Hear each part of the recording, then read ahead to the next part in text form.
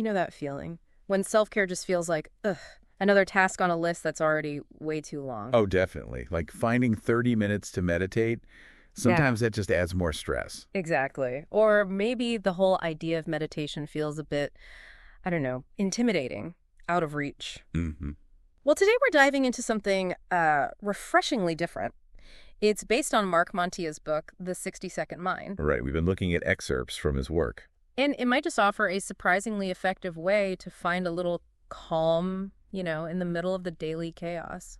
Yeah, the core idea is pretty fascinating, isn't it? Just the simple act of counting to 60, along with your breath. Like a micro meditation. Exactly. A really accessible form. It almost sounds, well, too simple to actually do much. That's what I thought. But the source material, Montilla's book, suggests there's real power in these, tiny moments. Yeah. So our mission today in this deep dive is to really get under the hood of this. What makes this 60-second thing work? How can something so quick, repeated a few times, actually give you noticeable benefits without, a huge time commitment or feeling like another chore? Let's dig in. What's the sort of science behind why this simplicity is effective? Well, what's interesting is Montilla's own starting point. He talks about needing something manageable. Not some grand spiritual quest. No, exactly. He just found longer meditations weren't sticking, they felt unrealistic, and that really taps into how our brains work. We kind of prefer simplicity. Okay. Complex or overwhelming tasks. They can trigger the amygdala. Ah, the amygdala. That's our emotional reaction center, the fight or flight part. Pretty much, yeah. The brain's sort of early warning system kicks in when it senses stress or threat. So how does just counting interact with that? It seems so basic. Well, that's the point Montilla makes. Counting to 60 is neutral. It's uncomplicated. Doesn't ask much of you. Right. It's not asking you to analyze your feelings or solve world hunger. It just gives your brain this quiet, structured thing to focus on.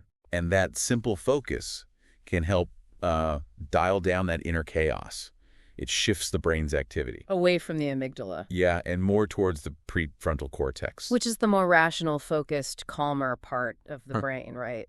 Logic, planning. Exactly. So by intentionally focusing, even for just 60 seconds, on counting your breaths, You're helping activate that calmer system. you're gently nudging the brain away from its stress response. Even that short period can start the shift. Wow. And Montilla really emphasizes the impact of these micro moments. It's not about the big, infrequent self-care gestures. Like a spa day once a year? Right. It's more about the cumulative effect of these small, regular check-ins. He uses analogies like drops filling a bucket. Or pennies turning into dollars. Little bits add up. Precisely. These brief moments of mindful counting, they build up a kind of reservoir of calm over time. I like that. A reservoir of calm. Mhm. So with these small, repeated actions, you're essentially training your brain, building what the book calls a reflex to return to calm. Yes, exactly.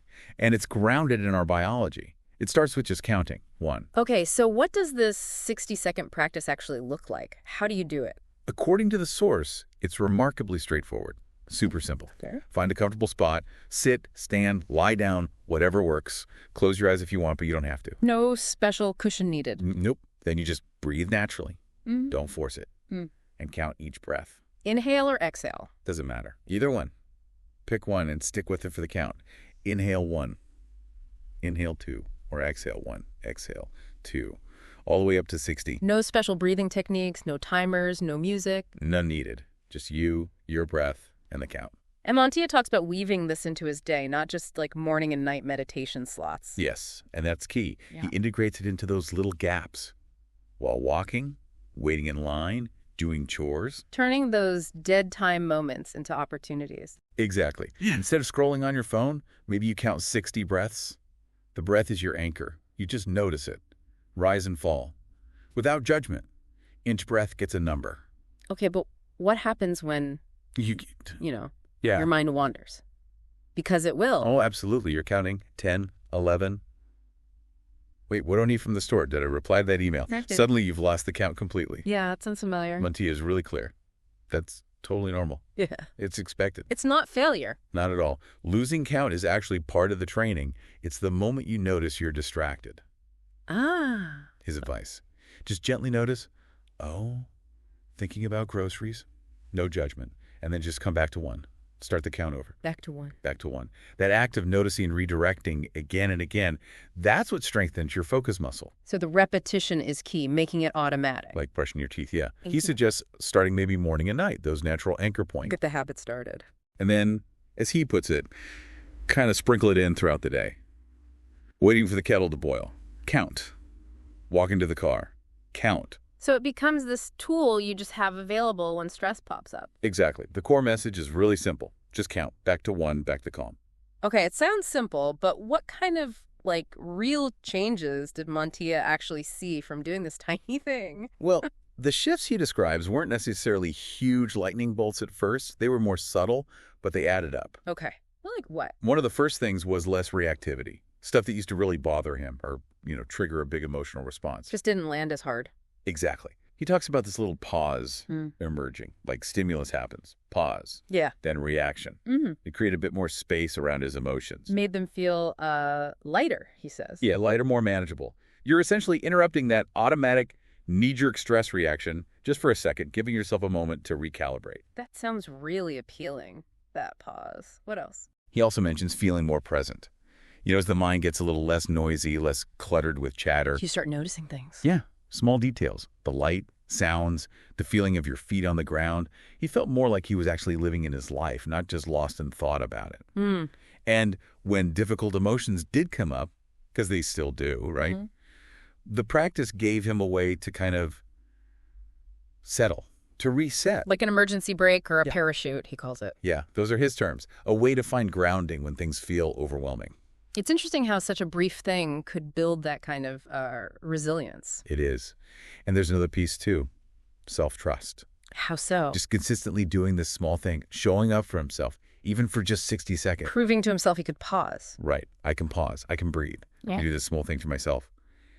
That built this quiet confidence, a feeling of being fundamentally okay, solid, grounded. Which he links to happiness, not chasing stuff, but just feeling okay inside. Exactly, that inner sense of peace. Okay, let's talk about the word meditation itself. It can, bring up images of monks on cushions for hours, trying to empty their minds. Right, it can feel really daunting. So how does Montilla's micromeditation idea get around that? Well, the source, his book, directly tackles that. It acknowledges that traditional view can seem inaccessible. For busy people, definitely. Absolutely.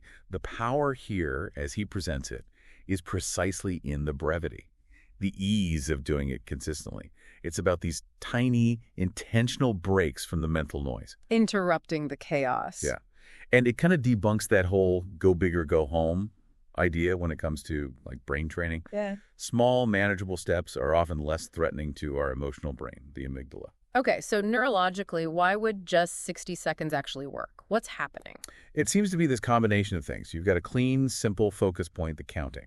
Right. You've got the natural rhythm of your breathing, which is calming in itself. And you get that brief break from the mental chatter, the noise. That combo can be enough to just nudge the nervous system out of fight or flight. Interrupt that stress cycle. Exactly. And help regulate things. Plus, because it's so short, your brain is less likely to resist doing it regularly. Frequency beats duration in this case. That's what he argues. Each little 60-second session reinforces that feeling of calm. It's like you're constantly reminding your brain, oh yeah, this is what calm feels like. Gradually shifting your baseline state. Training that return reflex you mentioned earlier? Yes. The ability to notice when you're getting pulled off center by stress or distraction. And having a tool right there to bring yourself back. Instead of just spiraling, you have this immediate way to just pause, recenter, count. Okay, that makes sense. So the really practical bit. How do we actually do this? How do we weave it into days that already feel packed? Montilla really stresses it's not about finding extra time. Don't try to add another thing to your schedule. It's about using the time you already have, but differently.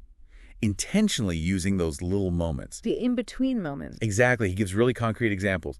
Brushing your teeth. You're standing there anyway, right? Might as well count. Or walking to your car, waiting for coffee, stirring soup. Instead of letting your mind race or checking your phone. Choose intention over distraction. Yeah, just for 60 seconds. And he highlights the hidden power of transitions. Transitions, like between tasks. Yeah. That moment before you check your phone after waking up, before you start a work task, before you walk into a meeting, before responding to a tricky email. Taking 60 seconds then. Can just shift your whole mindset. Helps you go into the next thing feeling a little more grounded, more intentional. So the goal is kind of making this counting thing your default response when you feel stress or overwhelm or your mind is just spinning. That's a great way to put it. It becomes your go-to way to just consciously recenter yourself instead of getting swept away. And importantly, you can't really fail at it. That's what the source emphasizes. If you lose count, who cares? If you forget to do it for a whole day, okay, just start again. It's always just an opportunity to return. Return to breath, return to one. Okay, but let's troubleshoot a bit. What if someone tries this, they do it consistently for a week, and they're like, I don't feel anything.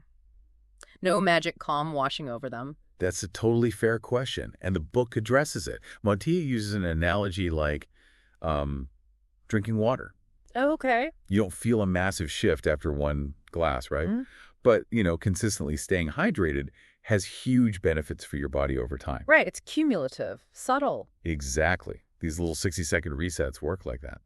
The effects might be subtle at first, maybe happening under the surface as your nervous system slowly learns to regulate better. It takes time. What about boredom? I mean, just counting breaths, it could feel a bit dull. Yeah, boredom can definitely come up. And according to Montilla, that's not necessarily bad. It might just mean your mind is used to constant entertainment, constant stimulation. So what do you do with the boredom? Notice it. Oh, feeling bored. Acknowledge it like any other thought. Let it pass. And just gently bring your focus back to the counting. He suggests sometimes there's a deeper stillness behind the boredom if you just stay with it. Okay. And the big one. I keep losing count. I get distracted. Happens to everyone. Yeah. The book really emphasizes this. Distractions are normal, human. Not a sign you're doing it wrong. Definitely not. In fact, the moment you notice you're distracted, that's a win. That's awareness right there. Oh, okay. So when you realize you've drifted off or lost count, just gently, without beating yourself up, bring your attention back. Back to the breath. Back to one. Every return strengthens that focus muscle. And if you just plain forget to do it, life gets busy. The trick there is linking it. Attach the 60-second count to something you already do every day. Habit stacking. Exactly. Like, after I brush my teeth, I count. Before I start my computer, I count. When I get back in the car after shopping, I count. Use existing habits as cues. Makes it much more automatic over time. So, bottom line, am I doing it right? The answer seems to be, if you're breathing and attempting to count, basically yes. That's the gist. It's not about achieving some perfect state. It's about the simple act of returning. Returning to your breath, returning to the present moment, even just for 60 seconds. Okay. Now, what if someone's finding this helpful, this basic count, and they're curious? Are there simple ways to maybe enhance it slightly without making it complicated again? Yeah, the source offers a few gentle, optional upgrades. Yeah.